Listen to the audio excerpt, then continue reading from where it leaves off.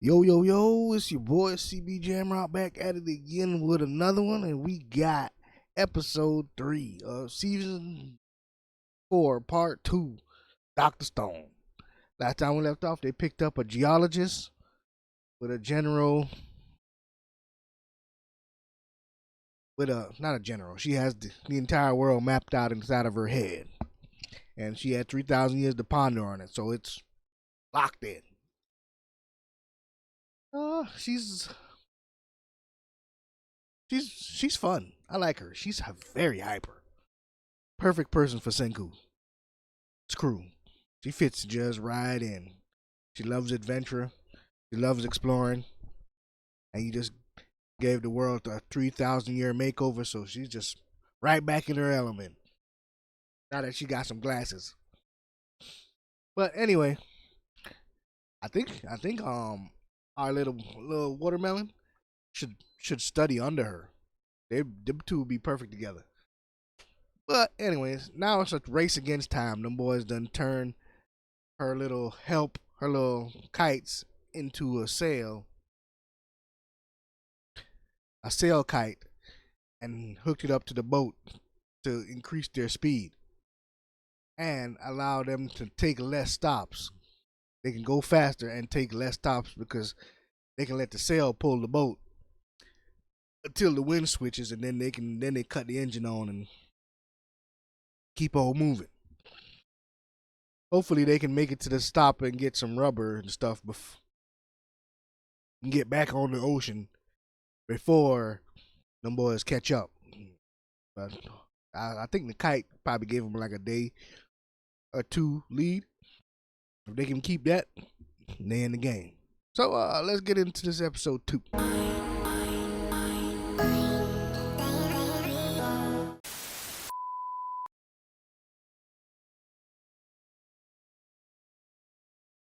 We're near Panama. I can take us to check out some spots for rubber hunting right by the shore. I'm scared that if we spend too much time hunting for rubber, Stanley's gonna catch up to us pretty quickly, don't you think so? Not that I'm scared or anything like that, of course. that's the catch, huh? We'd be in one sour pickle. Sounds like someone doesn't know how dangerous he is. Yeah, she wasn't around when Senku got sniped, was she? At least it'll be quick, because the second they're close enough to send up that plane from the carrier, we are majorly screwed. Yeah, that all tracks. Huh. And now that they know the revival fluid recipe, there's no reason for those guys to let us live. The canal team is just a clever decoy. Yeah, this'll make the surface area show up like a normal boat, which means their radar op will have no trouble finding it. Whoever they've got is a true professional, so there's absolutely no way that they'll miss this thing. We'll use that to our advantage. But this Panama Canal shortcut isn't usable at all, right? We're not 10 billion% sure of that, but the odds are good. Well, if it is, won't the team just get killed by the bad guys? Yeah. The decoy that's headed for the Panama Canal is definitely gonna get shot full of holes. It's just so reckless. Are you sure, Senku? There's no choice. It's the best course of action. How can you say that, Ukyo? I thought you, of all people, would be against this. I never imagined you were so cold-hearted. My mobile lab car!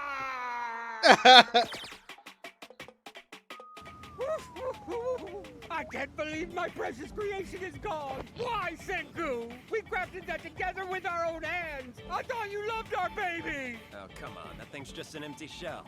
We gutted all the equipment. That's really how you feel. Where's your emotion?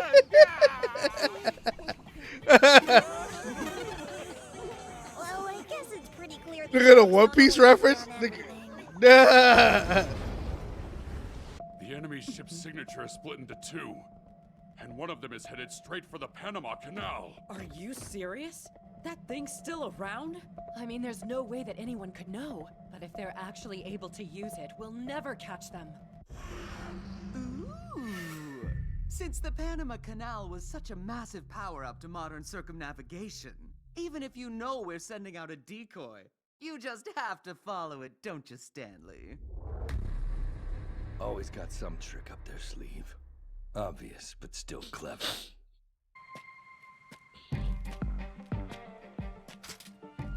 You're certain you truly want to give your hostage a potential weapon? You're a super science professional, Zeno. I know you can't resist trying your hand at making rubber. And plus, if our vehicles don't end up working out, you're gonna die with us anyway.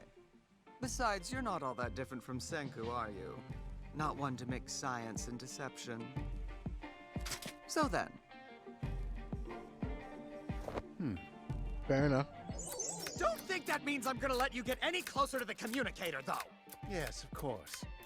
A pity. I was beginning to believe that you're a gullible fool.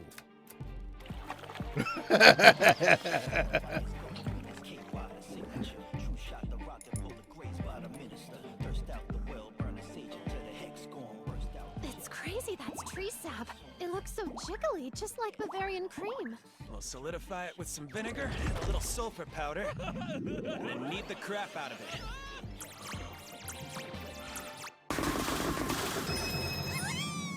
This stuff is so bouncy! It actually turned black? All you gotta do is warm up some rubber with sulfur and carbon powder in a boiler, then use Taju's power to stretch it out until Come it's on, nice bro. and fluffy. What are they doing, nigga? Is this nigga stroking? Step it up.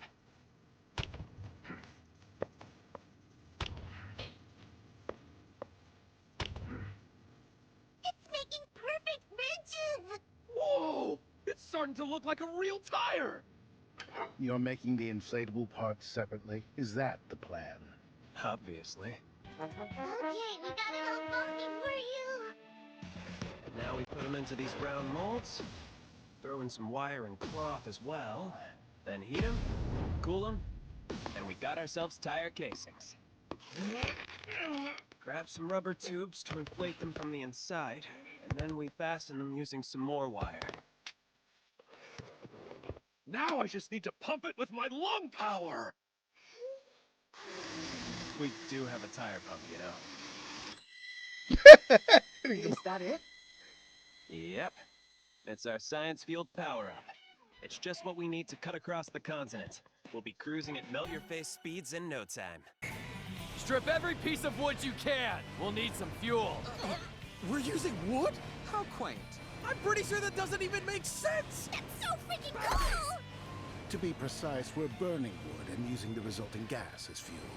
We'll be making one boss bike, in addition to 5 mini motorcycles. We're gonna burn wood with a small boiler on the boss bike, and then store the charcoal gas it emits in canisters. Then we just slam the canisters in the engines of the mini bikes and we're off to the races. Wait, are you sure you've thought this through? I can wrap my head around the boiler because it's just an oven, but 6 engines? Making that many from scratch would take us forever. And I doubt I need to remind you that Stanley's hot on our trail, too. 6 engines running on charcoal gas. Got the boiler! We also got all 6 of the boat's engines! Let's go! And that would explain why Senku settled on 6 motorcycles. It's over! The lab was gunned down. I can tell from the waves Stanley's ship is emitting. They reversed course and are headed our way at top speed. Damn! Time is short like always. We'll have to work day and night to make this happen. So dig deep and dredge up loads of desire to see these bikes to completion!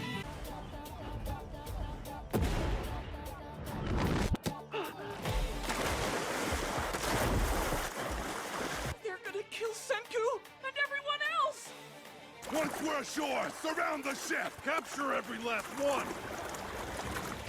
They're coming! Run away!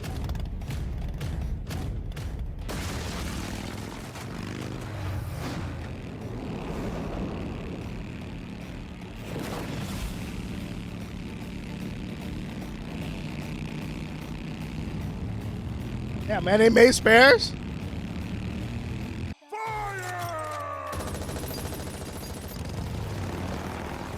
A human shield. Don't you think that'd be a better use of a hostage? Yes, I most certainly do. That's brutal! Kyoga's the only one here who can go the merciless route without so much as a hint of hesitation. Something's amiss. Dr. Zeno has proven himself a proper enemy, so why would he allow his life to be endangered? It's almost as though he wants to be placed at the rear.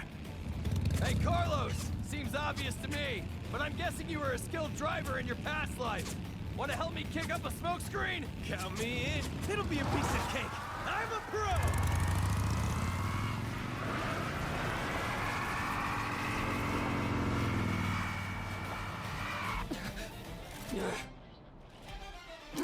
You're gonna hit Zeno, you moron! Put your gun down.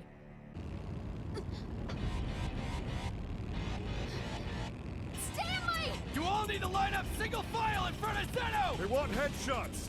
No matter what, keep your head low. Seriously? But they can't see us!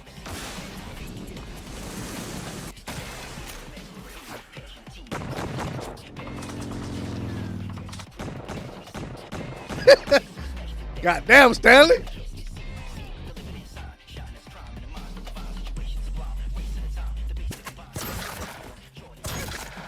Ooh. They shot Tsukasa and Hyoga! This is little more than a scratch. It won't be fatal. He's smart enough to know shooting at the bikes and all this sand puts Zeno's life at risk. So he changed his strategy to taking out our best fighters instead. He quickly homed in on Tsukasa and Hyoga and shot them both in the arm.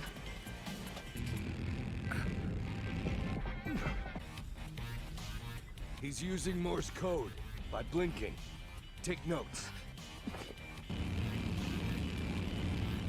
Dot, dash, dot.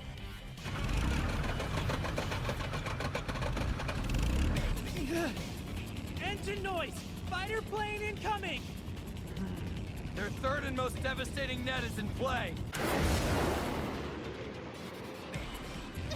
It's here! What happened? I don't know.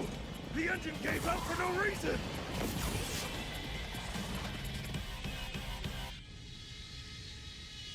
Ha ha! Our genius plan went off without a hitch. Score 1 for the time bomb of science. Yep. It's a good thing we were downed in that dogfight. It's rude to take without giving, so I was kind enough to refill the tank with sugar water. Ooh! Whoa, I've heard of that sugar break before. It can really mess up an engine. The best part is that it runs like normal for a while, so they wouldn't have even noticed it during a pre-flight check. By the time they realize something's wrong, the sugar's already turned into carbon sludge. It's enough to scorch any primitive engine, and it's sure a game over.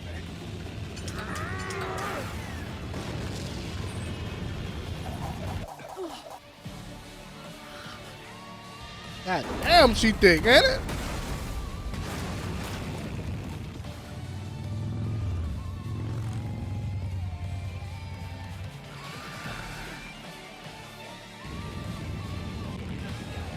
Yeah, we're heading to the heart of the mystery. The source of the petrification beam. So the thing, oh, them boys set up the top. Oh, damn, them boys were prepared. But that's actually smart. They figured them boys were going to take the ship and try to come after them. So, take out Stanley's main weapon, that plane. Can't have him using that to catch him. So now, they're going to have to scramble to build bikes of their own so they can get, or they just going to have to trek on foot. But they shouldn't. They at least they know where they're going. Because Zeno done gave them Morse code. So, yeah. I figured it was a 50-50 chance. One, you needed them as a bait, so they wouldn't take direct shots at the bikes. So, having him there allowed them not to get headshotted. But you also gave him the opportunity to also, inform the enemies. I'm pretty sure Senku knew that anyway. The whole point was just to get a head start. The faster they can get to the point before Stanley, the better. Still a race against time, and doesn't look like our boy Zeno's any closer to. I don't know. I think he's like 80-20 on his side. 20% he's with Senku a little.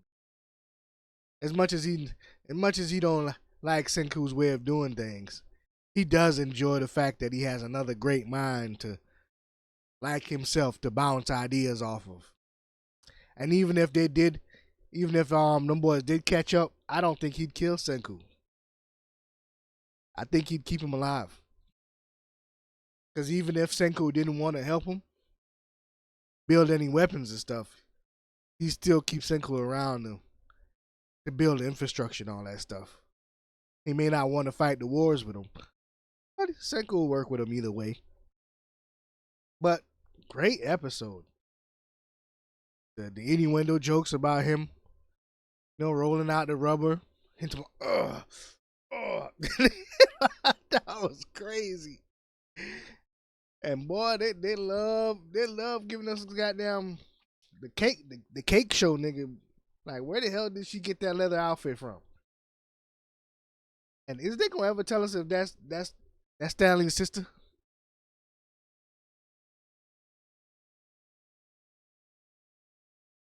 I need to look that up because I think that's Stanley's sister because they look way too much alike to not be related. That'd just be crazy. But anyway, great episode. Things are starting to kick up now. This is when things get fun. And as much as Zeno doesn't want to admit it, he enjoyed himself. He's enjoying himself.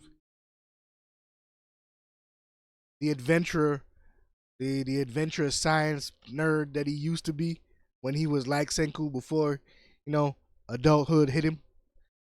It's starting to creep out a little bit. Just a little bit. Just a little bit. A little bit of time. The more they go together, the more they'll learn. And plus, they need each other anyway. At least until they take out the Y guy, or at least figure out what's his motive and why he did all this. And after that, fair game. But anyway, that's it for episode 3, and we're on to the next one. Peace.